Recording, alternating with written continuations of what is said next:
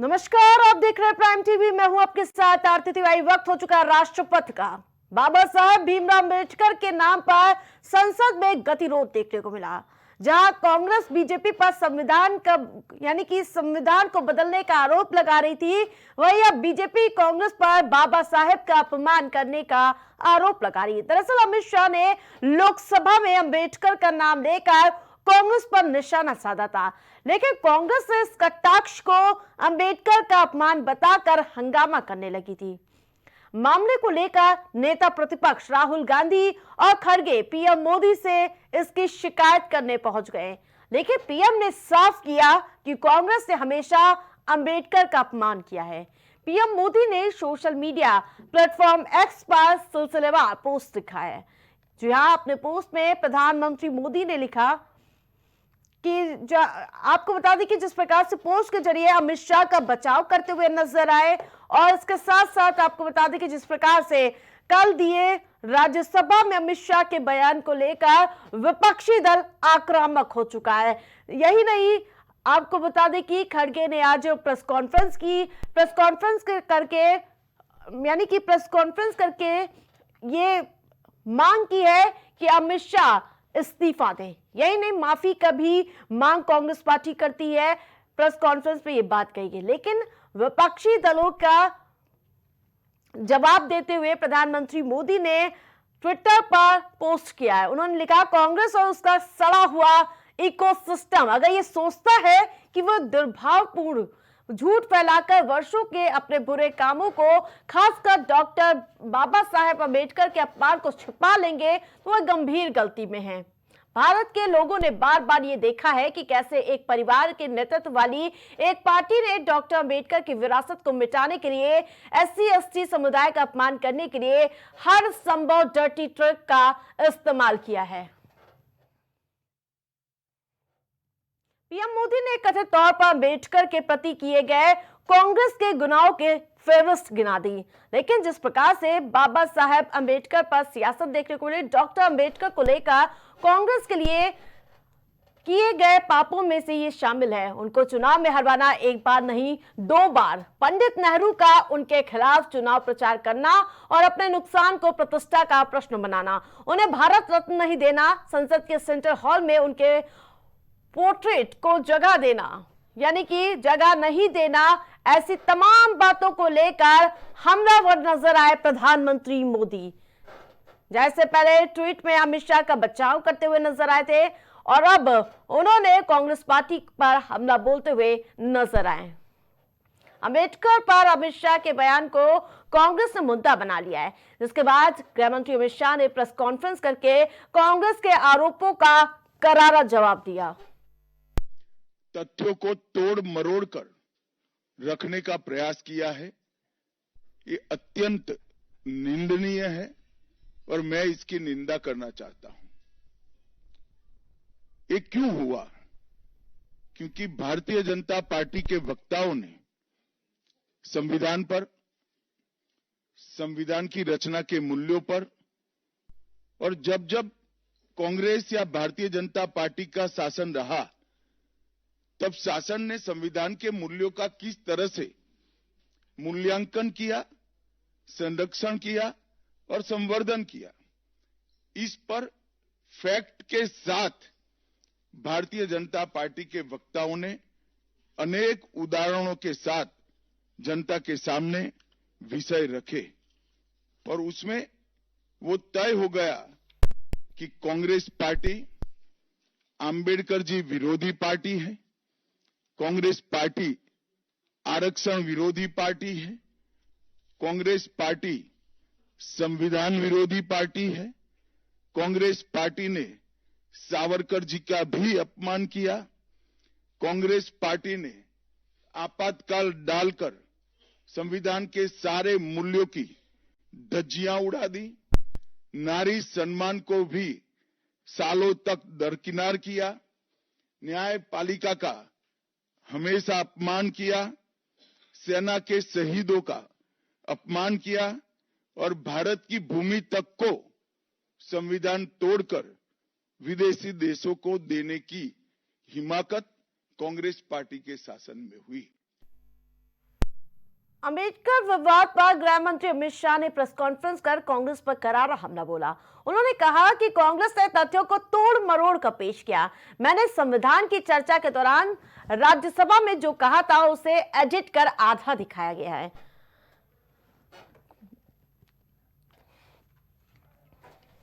कांग्रेस अध्यक्ष मल्लिकार्जुन खड़गे के इस्तीफा मांगे जाने वाले सवाल पर उन्होंने कहा कि मेरे इस्तीफे से खड़गे की दाल नहीं गलने वाली। अभी 15 साल उन्हें उसी जगह बैठना है जहां वो बैठे हैं।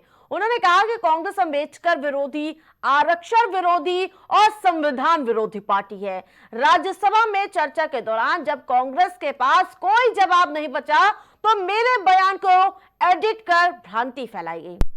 उन्होंने कहा कि कांग्रेस बाबा साहब को भारत रत्न दिए जाने के भी खिलाफ थी।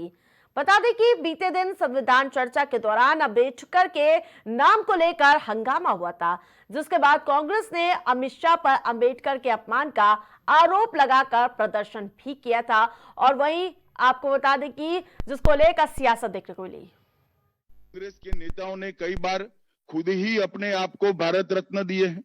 55 में नेहरू जी ने खुद को भारत रत्न दे दिया, 71 में इंदिरा जी ने खुद को भारत रत्न दे दिया और 1990 में बाबा साहब को भारत रत्न तब मिला जब कांग्रेस पार्टी सत्ता में नहीं रही और भारतीय जनता पार्टी के समर्थन वाली सरकार थी।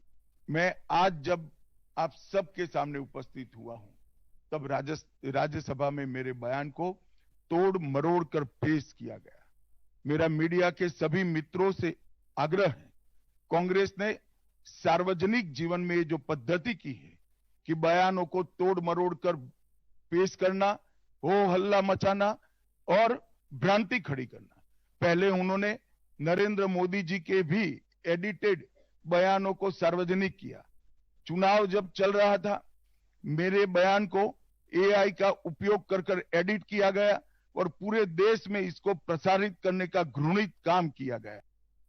इस संविधान के ऊपर की चर्चा में बाबा साहेब आंबेडकर विरोधी कांग्रेस है, इसका कोई जवाब नहीं बचा। संविधान विरोधी कांग्रेस है, इसका कोई जवाब नहीं बचा। कांग्रेस आरक्षण विरोधी है, इसका कोई जवाब नहीं बचा।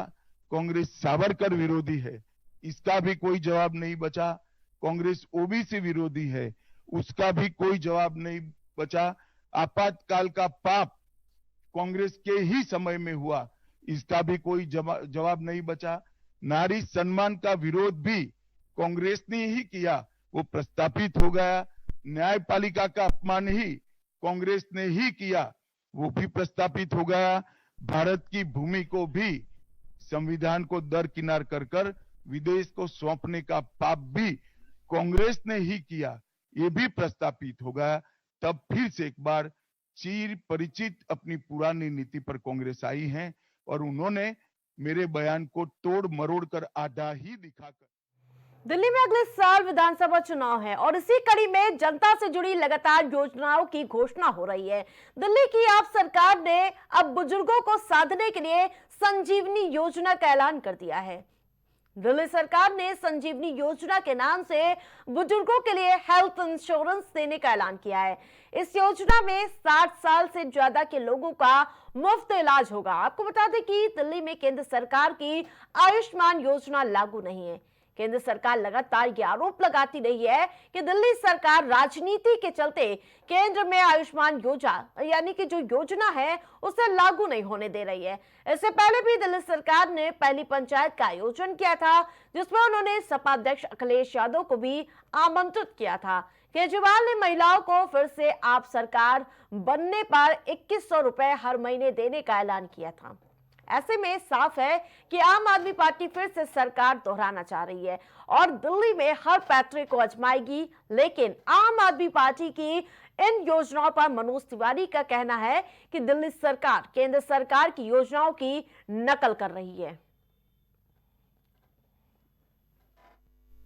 सदन में संजय सिंह ने जेपी नड्डा को लेकर के कहा है, ईडी सीबीआई को लेकर के कहा है कि 3 घंटे के लिए ईडी सीबीआई दे देंगे तो बीजेपी के सारे नेता जेल के अंदर होंगे। देखो, संजय सिंह बदतमीजी पे उतारू है। संजय सिंह का जो भूतकाल है वो एक विवादों से भरा हुआ है और वो जिस सदन में है राज्यसभा में वहाँ जाकर के इस तरह की अभद्रता, इस तरह की निम्न कोटि की भाषा का प्रयोग ये आम आदमी पार्टी के लोग ही कर सकते हैं। सदन में संजय सिंह ने एक देश एक चुनाव को लेकर सदन में विपक्षी सांसदों का शोर शराबा जारी है। इन सब के बीच खबर यह है कि एक देश एक चुनाव के प्रावधान वाले विधेयक पर विचार करने के लिए गठित होने वाली संयुक्त संसदीय समिति यानी कि जेपीसी में कांग्रेस की तरफ से पार्टी महासचिव प्रियंका गांधी वाड्रा समेत 4 सांसद शामिल हो सकते हैं।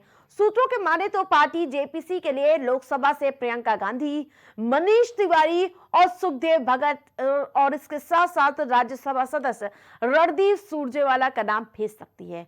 बता दें कि आजकल वन नेशन वन इलेक्शन सुर्खियों में है क्योंकि कैबिनेट की मंजूरी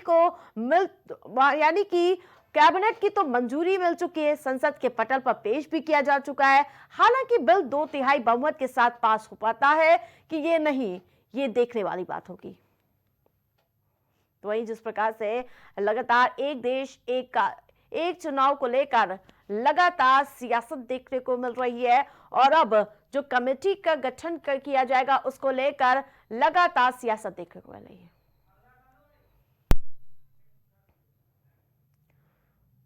भारतीय जनता पार्टी केंद्रीय मंत्री नितिन गडकरी, ज्योतिरादित्य सिंधिया और गिरिराज सिंह समेत 20 सांसदों को नोटिस भेजेगी।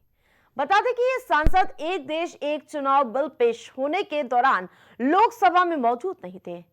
मीडिया रिपोर्ट्स के अनुसार 3 लाइन का व्हिप जारी करके पार्टी के सभी सांसदों को बिल पेश होने के दौरान लोकसभा में मौजूद रहने के निर्देश दिए थे, लेकिन व्हिप के बावजूद सांसदों के मौजूद न होने पर सांसदों को नोटिस भेजकर कारण पूछा जाएगा।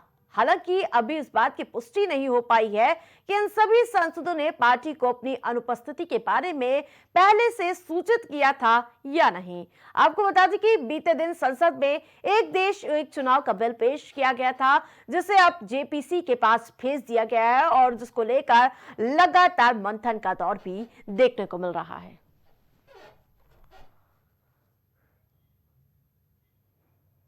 राजपथ पर मेरे साथ फिलहाल इतना ही। देखते रहिए प्राइम टीवी। कुछ